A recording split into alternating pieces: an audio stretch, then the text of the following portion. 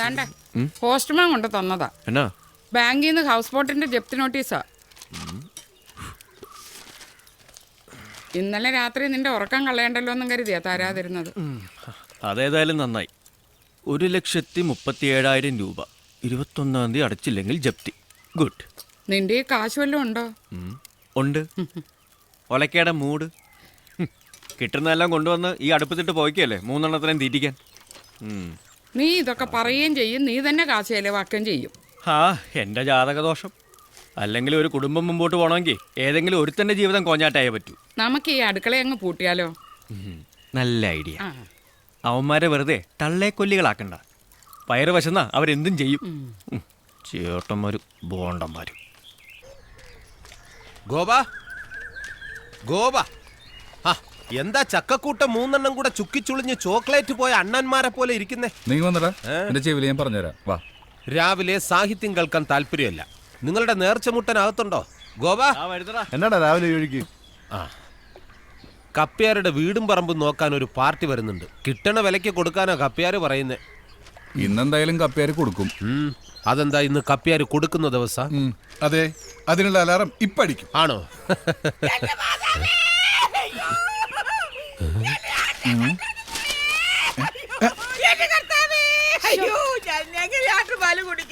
എന്റെ അമ്മച്ചി ഇങ്ങനെ കിടന്ന് തൊള്ള കീറാതെ പോയത് പോയി. അമ്മയുടെ മക്കൾ എന്റെ കോഴിയെ കൊണ്ടുപോയി, എന്റെ താറാവിനെ കൊണ്ടുപോയി, പിന്നെ പാടിനെ കൊണ്ടുപോയി. കോഴിയും താറാവിനെയും ഒക്കെ ചിലപ്പോ വിശന്നപ്പോ കൊണ്ടുപോയി കാണും ശോശാമ്മേ. പക്ഷെ ആടിനെ വെളുപ്പാക്കാലത്ത് കൂട്ടിക്കിടന്ന് കരഞ്ഞ ആടാണ്. അവന്മാരെല്ലാം നീ കൊലച്ചത് ചെയ്യത്തില്ല. എന്റെ മാതാവേ, ശോശാമ്മേ ഏക്കത്തില്ല. ഏറ്റാലോ? ഇന്ന് വരെ അങ്ങനെ ഒരു സാധനം കേരളത്തിൽ ആരുടെ തലയിൽ വീണിട്ടില്ല. അളത്തി എന്നതാ മനുഷ്യ, നിങ്ങളിങ്ങനെ പള്ളിയിലെ മണി അടിച്ചോണ്ട് നടന്നു. ആട് കിടന്നിട്ട് കൂടെ പോലും ഇല്ല. ആ കാലം മറന്നപ്പോൾ ആടിനെ കൊണ്ടുപോയി.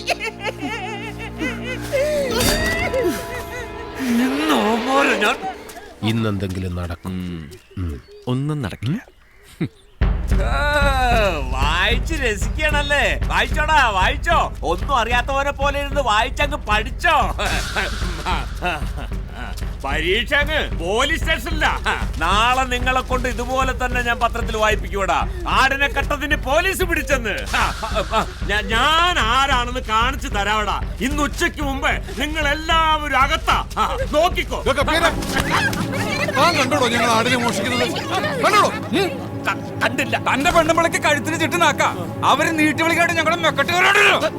തോന്നി ദിവസം പറഞ്ഞോണ്ടല്ലോ ഇയാളെ ഞാൻ തല്ലിയല്ലോ. പോലീസ് സ്റ്റേഷനിലെങ്ങാനും കേറി പരാതി കൊടുത്ത ഇന്ന് പള്ളി കയറി വേറെ ആരെങ്കിലും പണിയടിക്കും. എന്തിന്? തന്റെ മരണം അറിയിക്കാൻ.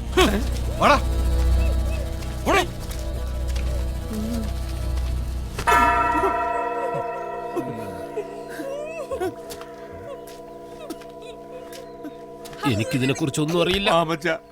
നീ ഇന്നെന്റെ ആ വീടും പറമ്പും വാങ്ങാൻ വരുന്നവരുടെ തലയില് കിട്ടുന്ന വിലക്ക് എങ്ങനെയെങ്കിലും അതൊന്ന് കെട്ടിവെക്ക്. എനിക്ക് മനസ്സമാധാനത്തോടെ എവിടെയെങ്കിലും പോയി ജീവിക്കാനാ. ധൈര്യമായിട്ട് ഞാനേറ്റേ. നിന്നെ ഞങ്ങൾ എടുത്തോളാം. അവന്റെ ഒരു സ്ഥലം. ആരവര്? അവരാ വീടും പറമ്പും നോക്കാൻ വന്ന ആൾക്കാര്. അയ്യോ, അപ്പൊ അവരും എന്റെ വീടെടുക്കില്ലേ? അവരെന്നെ എടുക്കും. ഓടോ കരയാണ്ട്. ആടിന്റെ കാശ് വൈകിട്ടേ കിട്ടത്തുള്ളൂ. അതുവരെ പെന്നാ ചെയ്യും.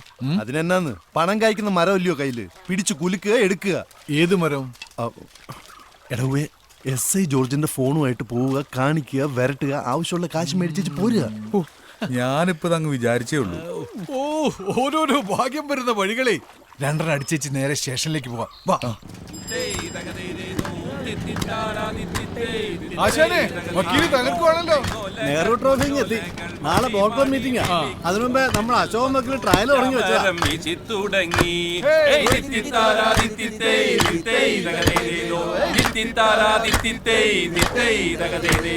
ചമ്പക്കുളം പള്ളിക്കൊരു വള്ളംകളി പെരുന്നാള്, അമ്പലപ്പുഴയിലൊരു ചുറ്റുവിളക്ക്.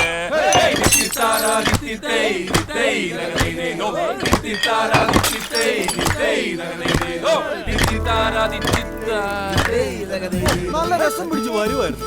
വക്കീൽ നിർത്തിക്കളഞ്ഞു. ഇവളെങ്ങനെ ഇവിടെ? എങ്ങനെയുണ്ട്? കൊള്ളാല്ലേ? ദാ, ഇത് നിന്റെ പരിപാടിയായിരുന്നല്ലേ? അയ്യോ ഞാനല്ല, ഗോപം പറഞ്ഞിട്ടാ. എന്നതാ പ്രശ്നം? അവൻ തന്നെ പ്രശ്നം. എങ്ങോട്ടാ മാമച്ച ധൃതിയില്? നിന്റെ അച്ഛൻ പെറ്റെന്ന് കേട്ടു, കയറെടുക്കാൻ പോവാ. നിന്നോട് നിൽക്കാനാ പറഞ്ഞത്. അയ്യോ അയ്യോ മാമച്ച, മാമച്ച, മാമച്ച, നെഞ്ചുവേദന, എന്നൊന്ന് ആശുപത്രി കൊണ്ടുപോ. നെഞ്ചുവേദന നിനക്കാ? കുപ്പി കളഞ്ഞാ വരാം. അയ്യോ എന്നെ നെഞ്ചുവേദന എടുക്കണേ. അയ്യോ മാമച്ച, കടപ്പിലായിരിക്കും എന്നെ അടിക്കാൻ. ഞാനിപ്പോ ചത്തുപോയേ. എന്നൊന്ന് ആശുപത്രി കൊണ്ടുപോ.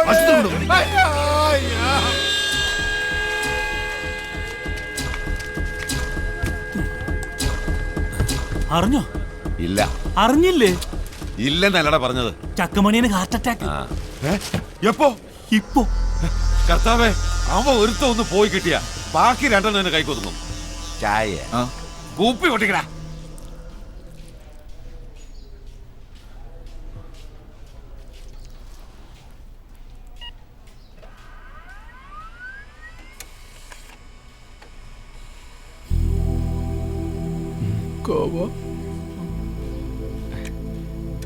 ഒന്നുമില്ല.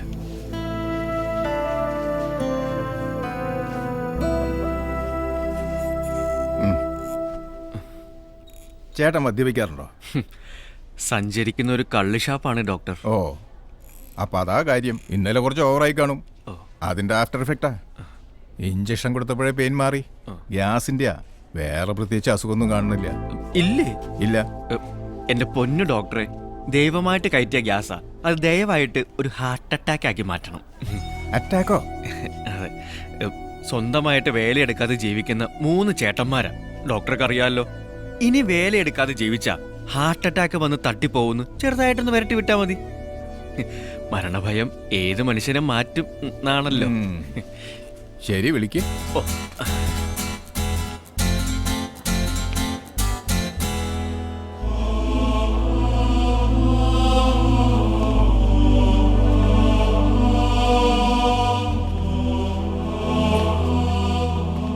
സുഖു, വരവ് കണ്ടിട്ട് മണിയും മരിക്കുമെന്നാ തോന്നുന്നേ.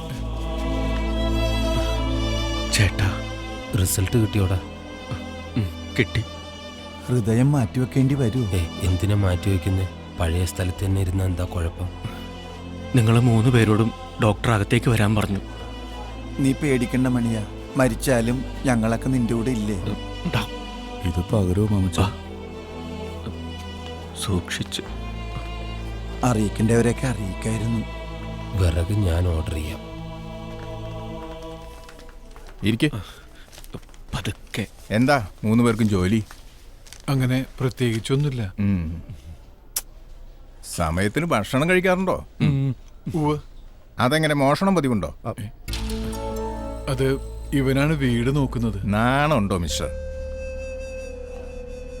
നിങ്ങളുടെ അനിയനായതുകൊണ്ട് അധ്വാനിക്കാതെ ജീവിക്കുന്ന നിങ്ങളുടെ ഇയാൾ ക്ഷമിക്കും.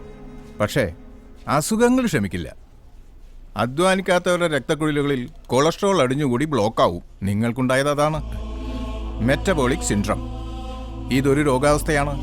ഒരേ കുടുംബത്തിലുള്ളവരായതുകൊണ്ടും ഒരേ ശരീരപ്രകൃതിയുള്ളവരായതുകൊണ്ടും ഒരേ ജീവിത രീതി ആയതുകൊണ്ടും നിങ്ങൾക്കും എപ്പോൾ വേണമെങ്കിലും ഇത് സംഭവിക്കാം. സംഭവിച്ചാൽ ഒരു വശം തളർന്ന് കിടപ്പിലാവാം, കിഡ്നി ഡാമേജ് ആവാം, അറ്റാക്ക് വന്ന് മരിച്ചു പോവാം. വെള്ളം ഇറക്കാൻ പറ്റാതെ കിടക്കണോ, അത് ആരോഗ്യമുള്ള ശരീരത്തോടു കൂടി ജീവിക്കണോ? ആരോഗ്യമുള്ള ശരീരത്തോടെ ജീവിക്കണം ഡോക്ടർ. എങ്കിൽ ഇന്നു മുതൽ വ്യായാമം ചെയ്യണം.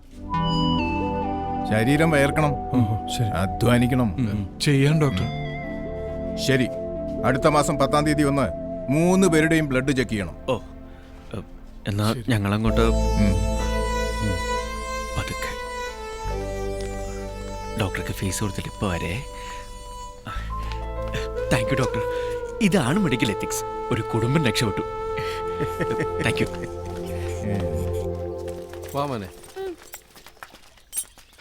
മാമച്ചി പതുക്കെ. സൂക്ഷിച്ച്.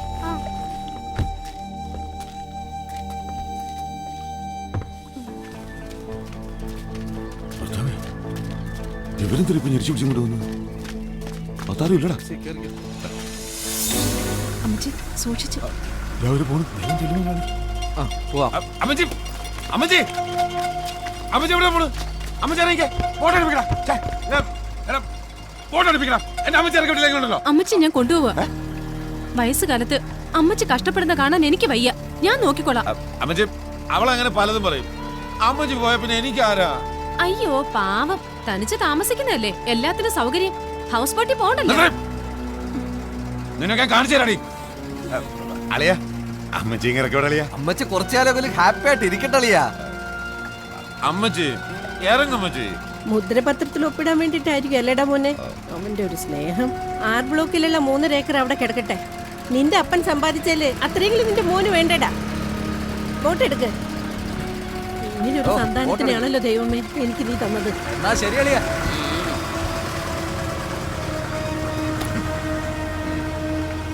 അണ്ടർഗ്രൗണ്ട് പണി ഒരുപാട് നടക്കുന്നുണ്ടല്ലോടാ.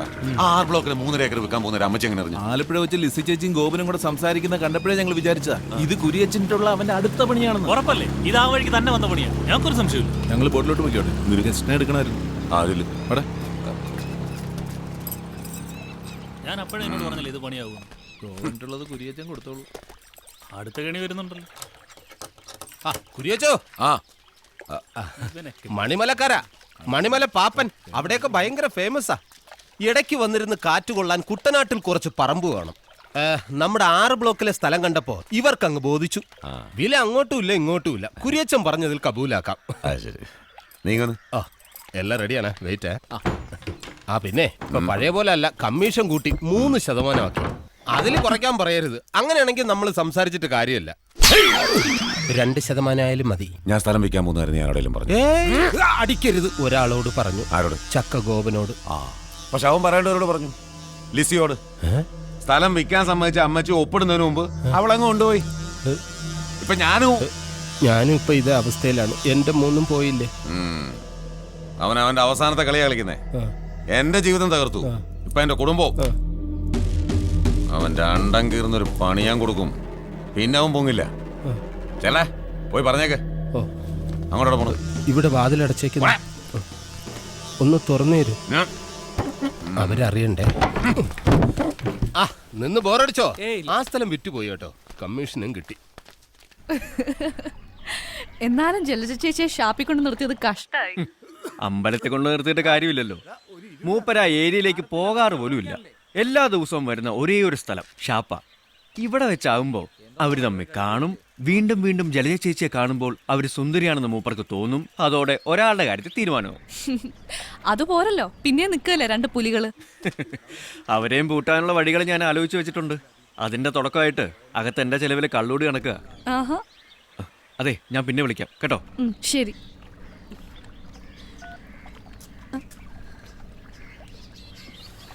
മരണമെത്തുന്ന നേരത്തു നീ എന്റെ അരികിൽ ഇത്തിരി നേരം ഇരിക്കണേ. മരണമെത്തുന്ന നേരത്തു നീ എന്റെ അരികിൽ ഇത്തിരി നേരം ഇരിക്കണേ. കനലുകൾ കോരി മരവിച്ച വിരലിനാൽ ഒടുവിൽ നിന്നെ തലോടി ശമിക്കുവാൻ. ഒരു കപ്പയും കക്കയിറച്ചി. എന്റെ അരികിൽ ഇത്തിരി നേരം ഇരിക്കണേ. കനലുകൾ. അതെ, ഇപ്പൊ കഴിച്ചത് കഴിച്ചു. ഇനി അങ്ങോട്ടുള്ള ജീവിതം എന്താണെന്നുള്ളത് ഇപ്പൊ തീരുമാനിക്കണം. അത് പോകുന്ന വഴിക്കൊരു തൂമ്പ വാങ്ങണം. എന്തിന്? 1 അല്ല 3 വാങ്ങിച്ചാ പോരാ, കിളക്കണം. അങ്ങനെ ആകുമ്പോ സന്ധ്യക്ക് 2 കൂടുതൽ അടിക്കാലോ. അത് ശരിയാ. ഡോക്ടർ പറഞ്ഞ പോലെ ജീവിതത്തിൽ മൊത്തത്തിലൊരു മാറ്റം ഉണ്ടാവാൻ ഒരു എളുപ്പ വഴി എന്റെ മനസ്സിലുണ്ട്.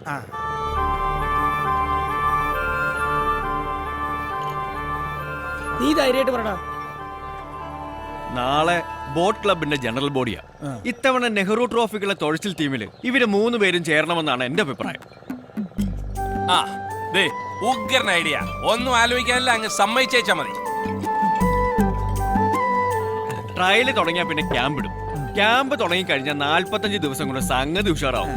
രാവിലെ തന്നെ യോഗ, എക്സസൈസ്, തുഴച്ചിൽ ട്രെയിനിങ്, അവിടെ തന്നെ ഭക്ഷണം, പ്രാർത്ഥന.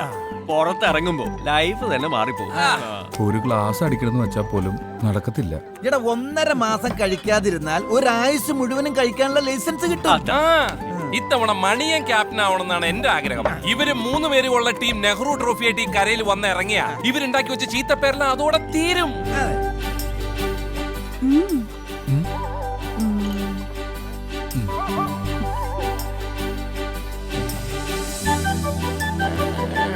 ഈ സോളമനും ശോഷനയും കണ്ടുമുട്ടി പണ്ടേ. ഞങ്ങൾ സമ്മതിച്ചിരിക്കുന്നു. ഈ സോളമനും ശോഷനയും കണ്ടുമുട്ടി പണ്ടേ. കാലം തൊട്ടേ ഉള്ളറിഞ്ഞേ തമ്മിൽ. സോളമനും ശോഷനയും കണ്ടുമുട്ടി പണ്ടേ. കാലം തൊട്ടേ ഉള്ളറിഞ്ഞേ തമ്മിൽ. ഈ സദസ്സിന് മുമ്പ് നിൽക്കുമ്പോൾ നമ്മുടെ കരക്കാരുടെ ഒത്തൊരുമയിൽ ഞാൻ അഭിമാനിക്കുന്നു. കാരണം നമ്മുടെ ചെറുപ്പക്കാരുടെ ഒരു വലിയ നിര തന്നെ ഇവിടെ വന്നിട്ടുണ്ട്. ആ ഒത്തൊരുമയാണ് നമ്മുടെ കരുത്ത്. തുഴച്ചിൽക്കാരുടെ ആത്മവിശ്വാസവും ആരോഗ്യവും മാനസിക വികാസവും സാധ്യമാക്കുന്ന ക്യാമ്പ് മുൻ വർഷത്തെക്കാളും സജീവമായി 45 ദിവസം നടത്താനുള്ള പ്രാരംഭ ചർച്ചകൾ ആരംഭിച്ചു കഴിഞ്ഞു. ഞാൻ നീട്ടുന്നില്ല. ഇതേക്കുറിച്ച് കൂടുതൽ സംസാരിക്കുന്നതിനായി മുൻ വർഷങ്ങളിലെ ക്യാപ്റ്റൻ കവലക്കൽ കുര്യച്ചനെ ക്ഷണിച്ചുകൊള്ളു.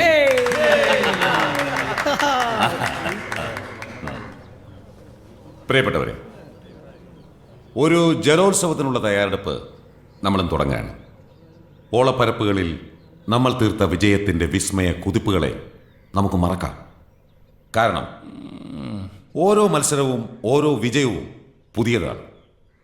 ഈ വർഷവും കന്നിട്ടയിൽ ചുണ്ടൻ വിജയത്തിലേക്ക് കുതിച്ചു കയറുമ്പോൾ അമരക്കാരനായി ഈ ഞാനുണ്ടാവും.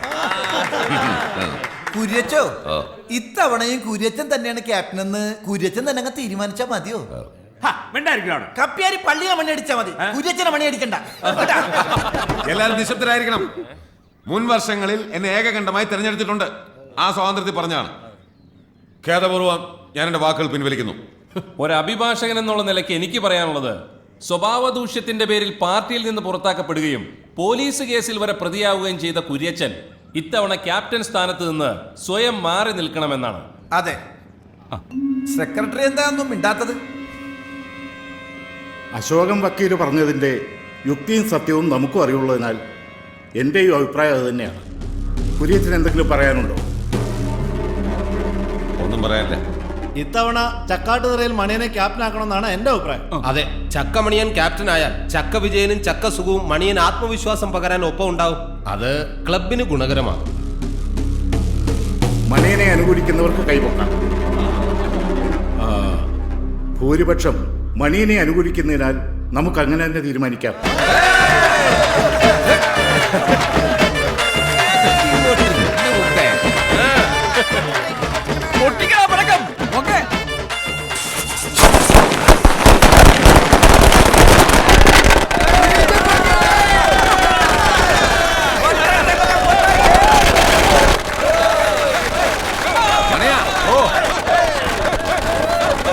മത്സരിക്കാനും വിജയിക്കാനുള്ള ഭാഗ്യം ഉണ്ടാകട്ടെ.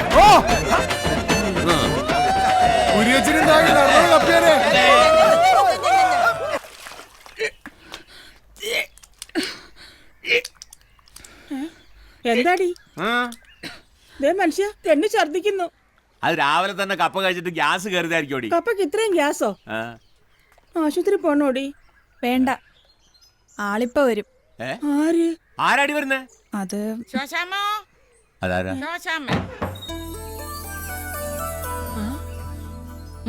നേരെ നിക്കടാ.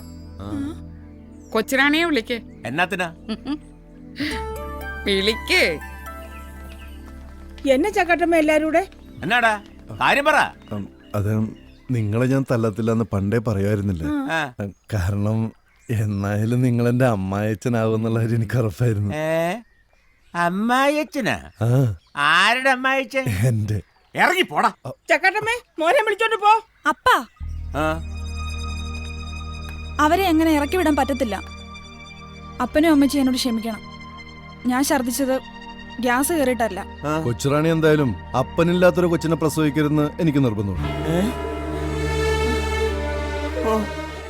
ഞാൻ പള്ളിയിൽ അച്ഛനോടും ഇടവക്കാരോടും എന്നാ സമാധാനം പറയൂ എന്റെ കർത്താവേ. എന്റെ അച്ചായോ, എത്ര നാളായിട്ട് ഈ വീടും പറമ്പും വിൽക്കാൻ ആളെ നോക്കി നടക്കുന്നു. വല്ലോ നടന്നോ? ഇതും കർത്താവിന്റെ ഒരു തീരുമാനമായിരിക്കും. ഇനി ആ വേലിയും കൂടെ എടുത്ത് മാറ്റി കളഞ്ഞാൽ ഒറ്റ വീടും ഒറ്റ മുറ്റമായിട്ട് നമുക്കിവിടെ ഹാപ്പി ആയിട്ട് കഴിയാം. എന്നാലും എന്റെ ചക്കാട്ടമ്മേ, ഈ ജാതി മതമൊന്നും നോക്കാതെ. ശോശാമ്മേ, ഒരേ മുറ്റത്ത് ഒന്നിച്ച് കളച്ചു വളർന്നവരാ ഇവര്. ഇവനെ നിങ്ങൾക്കും അറിയാം, ഇവളെ എനിക്കും അറിയാം. അതിലും വലുതായിട്ട് ഇനി എന്ത് ജാതി മതവും നോക്കാനാ? എന്നാ മോനെ, ദാണ്ട് ഇത് അവളുടെ കഴുത്തേലോട്ടൊന്ന് കെട്ടിക്കേ.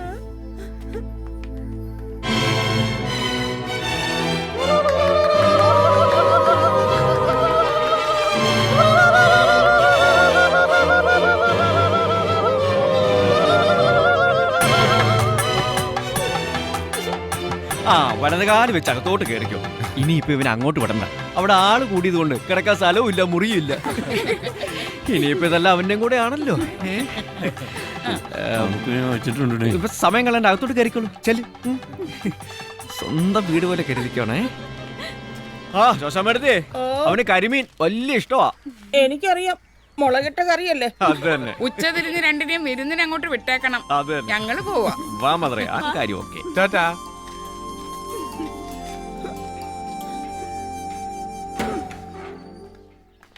ശോ, ആകെ നാണക്കേടായി. ആ ഗോപന്റെയും ചക്കാട്ടമ്മയുടെയും മുമ്പിൽ നിന്ന് ഞാൻ ഉരുകി. എന്നാത്തിന്? എല്ലാത്തിനും കാരണം നിങ്ങളുടെ കുരുട്ട് ബുദ്ധിയാ. ശോ, ഞാൻ ഇനി അവരുടെ മുഖത്ത് എങ്ങനെ നോക്കും?